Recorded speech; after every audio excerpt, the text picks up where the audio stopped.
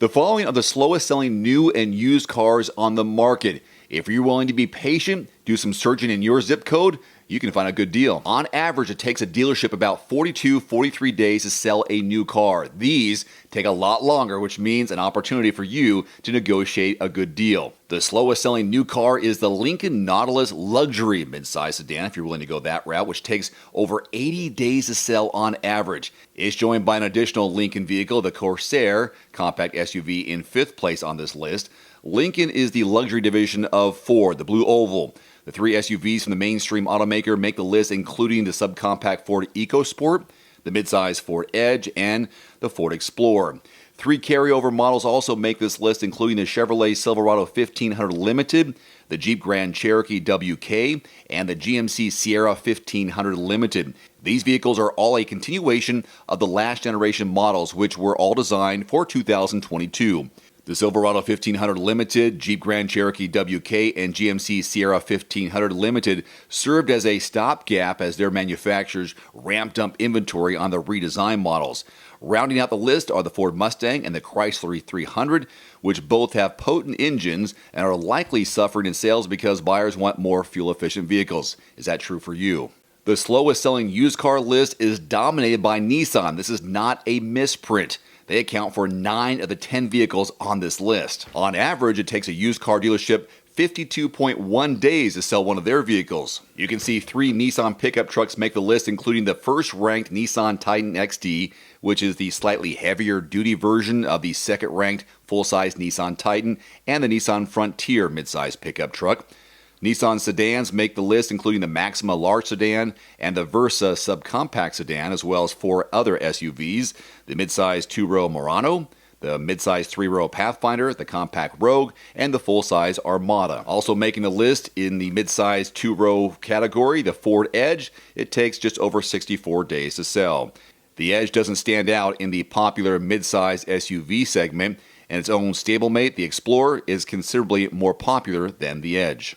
No matter how great a car is, sometimes they just don't get sold. People aren't willing to pay for them. For whatever reason, these are the worst selling vehicles of 2022. Maybe it's a good thing the Ford GT supercar is reaching the end of its 6-year production run. They sold 99 in 2022. Not sure why, but Nissan issued a stop sale on the automatic version of the new Z. It's not clear what's going on with the manual version. Either way, they sold 263 of those cars in 2022. The Acura NSX didn't do much better. In fact, it's leaving production, and it went out with a pretty good bang, actually, improving sales by 140% year over year in 2022, but they sold less than 300. 298. The Audi R8 entered production in 2015.